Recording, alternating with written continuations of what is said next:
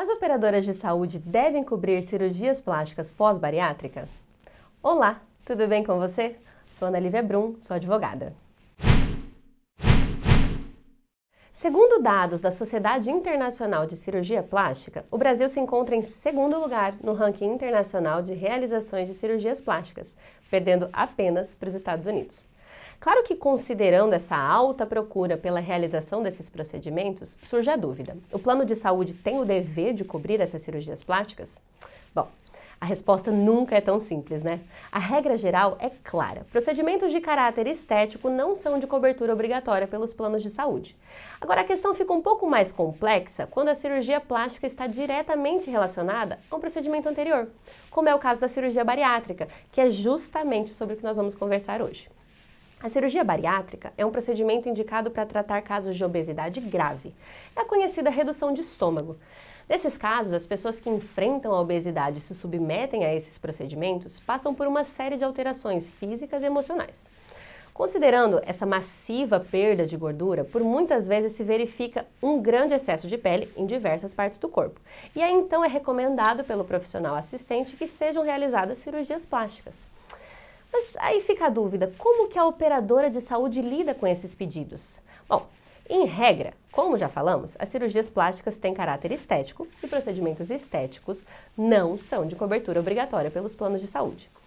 Essa questão, como você já pode imaginar, gera diversas discussões no âmbito administrativo e também no âmbito judicial.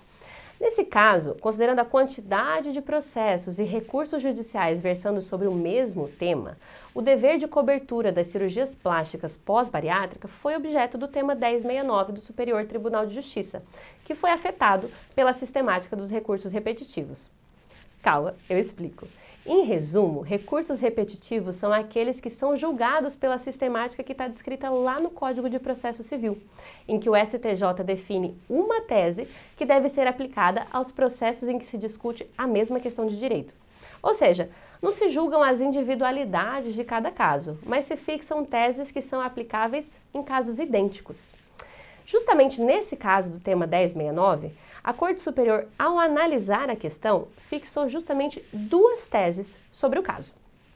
A primeira define o que é de cobertura obrigatória pelos planos de saúde a cirurgia plástica de caráter reparador ou funcional, indicada pelo médico após a cirurgia bariátrica. Isso porque ela é considerada parte do tratamento da obesidade mórbida.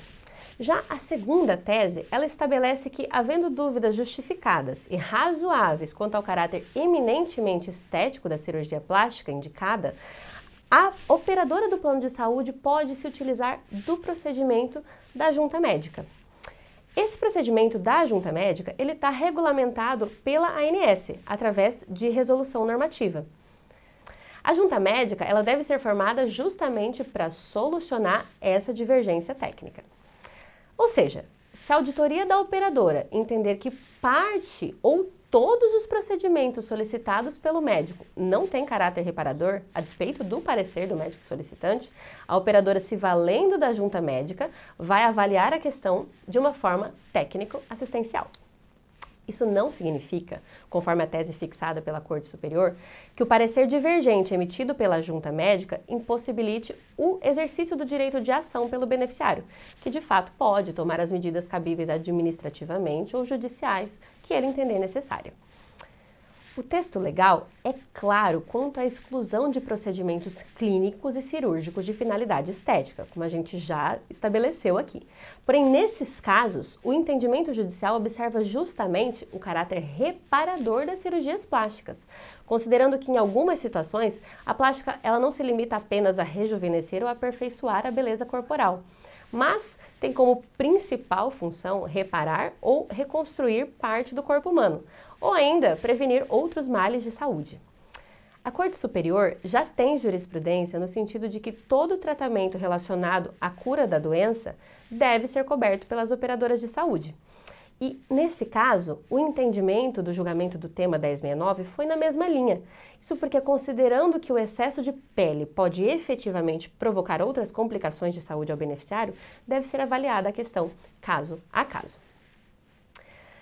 Mas o julgamento do tema significa uma ampliação indiscriminada do dever de cobertura dos planos de saúde?